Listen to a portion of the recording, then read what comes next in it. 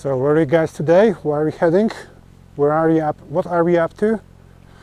And where are we up to? Yes, this is we are at the Mennonite cemetery in Stogi. This is a village in northern Poland, very close to the Baltic Sea. And what's the Mennonites? Who were they? Oh, let's try to look. Cemetery of Mennonite congregation of Heubuden. Heubuden means Stogi. These Mennonites from the Netherlands lived in the Vistula Delta from 1540 until 1945. So it means the end of the war. So who were the Mennonites and why are we here? Well, the Mennonites were the religious community from today's Netherlands and northern Germany. They spoke a mixture of Plattendeutsch, which means Lower German, and some Netherlands Dutch dialect, basically. And there were a branch of Protestants, the Martin Luther and other movements. They just get in quarrel, and in Netherlands with the local government, and we were forced to emigrate. They emigrated to, in that time, mostly to Poland and the other countries as well, but lots of them stayed in Poland and Royal Prussia, the region we are right now. And why they get quarrel? Well, basically because they didn't want to fight. They didn't want to be conscripted. They didn't want to carry gun, knife, anything like that. Anything that would kill anyone, anything that could kill somebody. So they were forced to emigrate and emigrated here. The Dutch folks didn't want them. We wanted them, and then came here. And they lived for about, as you see, for centuries. What's interesting that there is another branch of the offshoot of Mennonites called Amishes, and you know them very well, Amishes. So the Amishes get quarrel with Mennonites, and then they just split together. But they basically, and the Amishes emigrated mostly to North America, to USA. But basically, that's the same folks, the same people, the same religious beliefs and rituals, and they even had the same martyrs. So they emigrated here. You see the Steles. It's called the Stele. To me, it reminds very much of Jewish steles. You see the stone, the rock, one piece of rock, not very fancy, but still. And it reminds me of a door. Now I get it. It looks like a door, just a knob. It's a door. Just knock. Get me to heaven, or any afterward you desire. So how many of them lived in here? Well, so how many of them now? Almost none. But how many of them are now in the world available? About 2.5 million, scattered mostly in South and North America. And in Poland, maybe a few people, 100 people, local Amishes. So, if you want to go to the Amish cemetery, you can come to Poland, see something similar.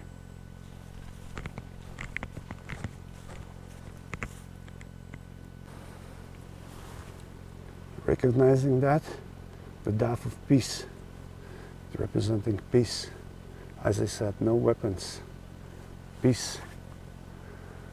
The most famous dove was painted by Picasso. Few of them. Picasso made few of them. Another German written epitaph. Most of this is from the beginning of, most of the Steles tombstones are from the beginning of 19th century. Yeah. Very nice letters. Very nice. The Steles are very tall, it's taller, they are taller than the Jewish one. I'm 6'3" about, and this is like 6'5", 6'6". Huge one. I think more than 2 meters. Ugh. Julius further. What's that?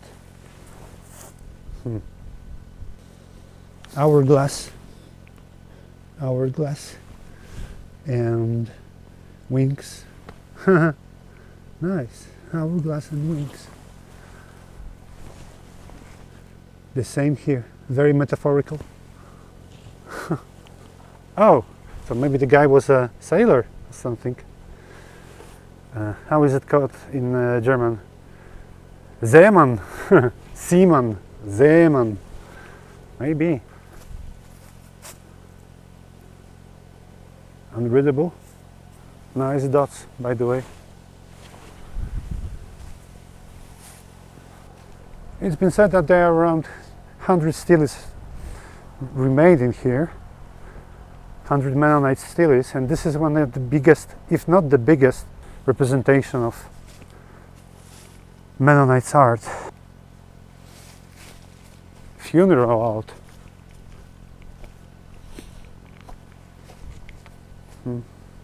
Name deprived grave. It's very nice, isn't it? But look at the tree. The tree is humongous. Look at the tree. How old is that? 300 years old? 400 years old? 400 for me. At least 400. So the tree remembers the true Mennonites, the beginnings of cemetery. Can't read it. I won't even try. They're quite similar, but not exactly the same. Maybe that's H. Harder? Julius Harder? You know, this religious congregation are mostly ethno-religious. That means that they stick together on a religious ground, but also they stick together on ethnic ground. So they came from Netherlands and northern Germany, and they just, you know, mixed together, marriage together, intermarriage together. That causes some problems with your genes, actually. Amishes in the United States have a big problem with limited genetic pool, so which causes serious troubles in later life. I wonder what's the back name. So no poles in here. Don't expect any pole to be found in on a stele. Very nice landscape, isn't it? And a cornfield and a cemetery.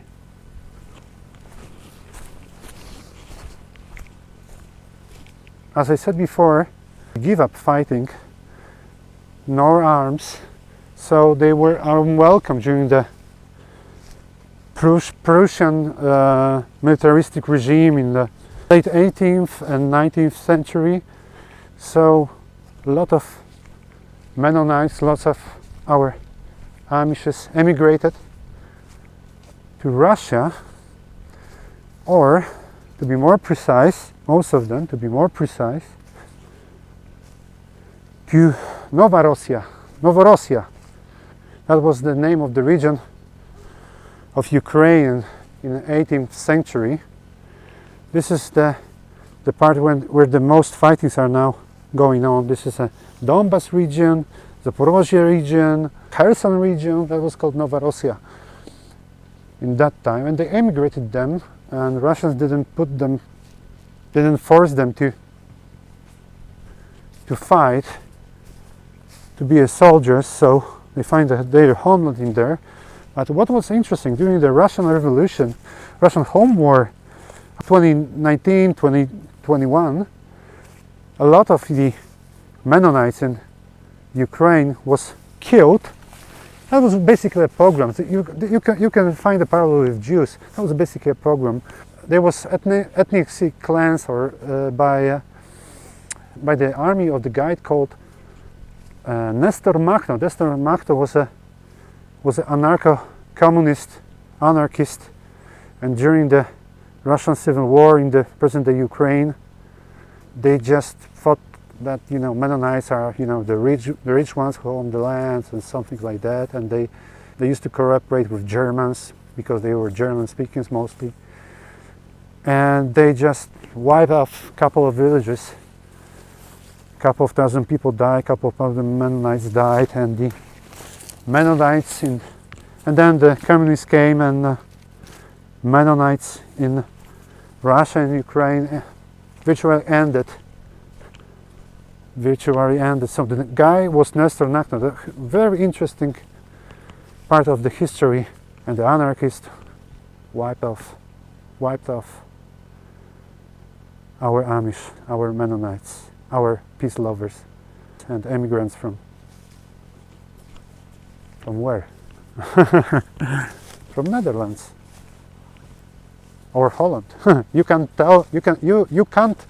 say Holland right now. You must say the Netherlands. I'm not good at trees. I thought it's an oak leaf, but it's not, and definitely not this one, whatever it is, whatever it's called. I don't know the tree names, but you probably know. Look at the name deprived Stele. Marvelous. The stonework looks like sculpture by itself. If you want to know more about the Mennonites, their culture, their living culture, I highly recommend you the movie called Stellet Licht, Silent Light. Stellet Licht, something like that. This is a Mexican movie about the Mennonite community in Mexico, I think, or Bolivia. No, that was in Mexico. And this is a great movie, but very slow motion movie, almost like a slow motion movie. Very, very calm, very quiet, as the name suggests. Stellet Licht, Silent Light, by Carlos Rejaidas, I think. I love this movie, so I put the link on the description. The Lewis Henry Enj family was here on October 10th, 2005. Laurie wife, Mike son, Cindy Sandy, Candy daughters, Rhonda daughter-in-law, Brianna the granddaughter, Henry Enj's grandfather of Enj's family left here in 1864 at the age of 17 for the USA. And you've got the address in Colorado, so you can basically get the family of these people, get in touch with the family of these people who are lying here, get in touch with the family in Colorado. Great, isn't it?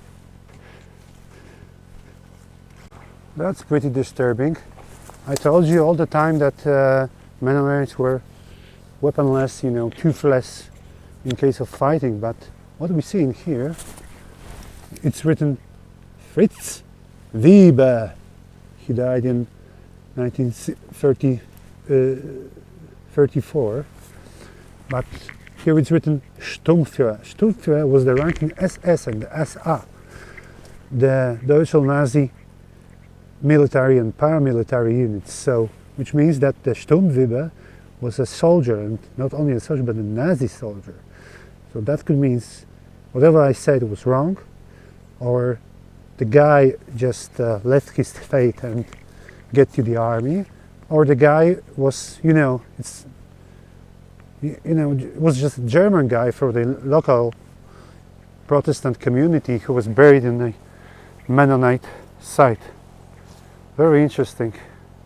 So SS guy buried only Mennonite cemetery. Guys, actually I couldn't find the shopping here. This is a very small village, very small, and there is no shop, so I couldn't buy an apple, but I find this, the corn. Very, you see, it's old corn. Very, oh, Jesus Christ, very hardcore corn. So maybe we'll use it, but it's a bit shame because an apple is national fruit of the Netherlands and Poland as well. But not only this, on the field I find a old potato. So we'll try to use both of them. I think corn looks great. Actually, corn are from South America, where the biggest community of Mennonites are now. So, and the corn also, and potato also is from America, but it has longer tradition to be longer tradition associated with Europe than corn. So